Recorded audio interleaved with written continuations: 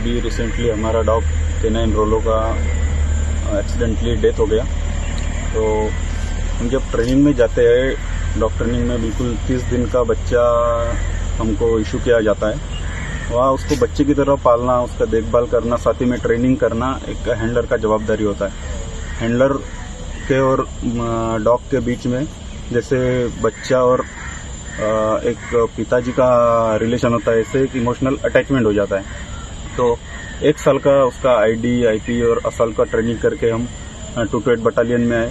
Training के दौरान उसको कैनाइन बेस्ट टीम से भी ऑनर किया गया। उसके बाद हम जैसे ही आए 228 बटालियन में बहुत सारे ऑप्स जैसे किए गए, जिसमें रोलो का बिल्कुल अहम भूमिका रहा। बहुत सारी आईडी से ट्रूप्स को बचाने के लिए रोलो ने अपनी भूमिका अदा की है। बहुत सी ड्यूटियों में अपने ट्रूप्स को सेफली लेके जाना और लेके आना एक अहम रोल डॉग रोलो का रहा है।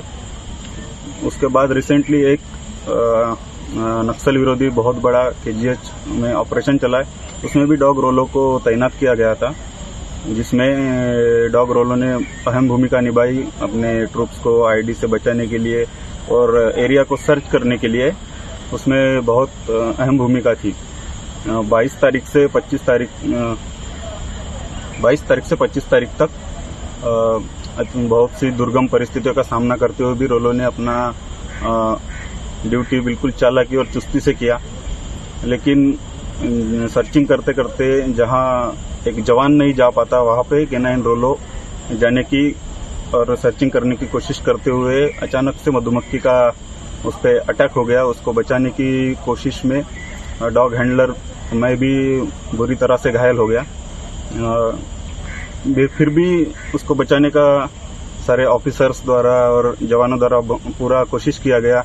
मौके पे फर्स्ट एड दिया गया। फिर भी जैसे मेडिकल फैसिलिटी में लाते लाते कैनाइन रोलो की डेथ हो गई।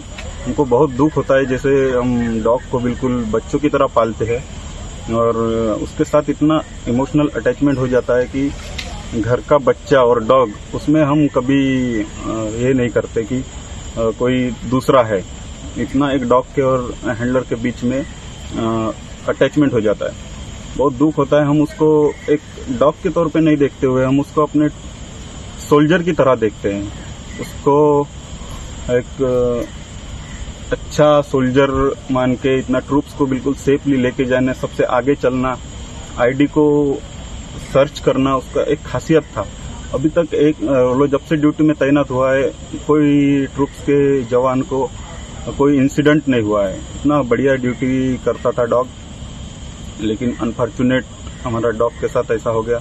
न दुख की बात है।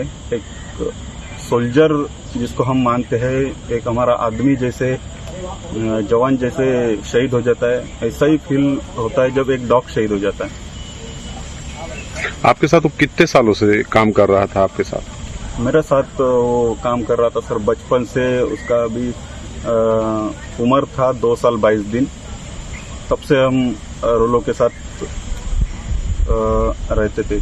30 दिन का था तब से हमको इशू किया गया था उसके साथ ट्रेनिंग करना, रहना, खाना पीना। कभी कभी तो ऐसा भी मौका आता है कि जंगल कैंप ट्रेनिंग होता है तो एक ही बेड पे सोना। इतना अच्छा बॉन्डिंग हो जाता है डॉग के साथ। एक हैंडलर कभी डॉग को अपना फैमिली से अलग नहीं समझता।